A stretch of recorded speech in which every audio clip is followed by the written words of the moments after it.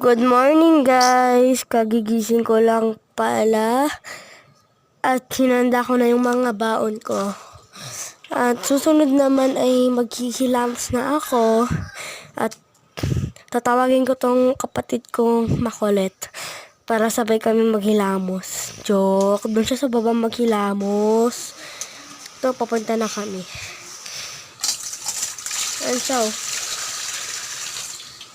Tapos naglalagay na ako ng tubig at nagsimula na akong maghugas.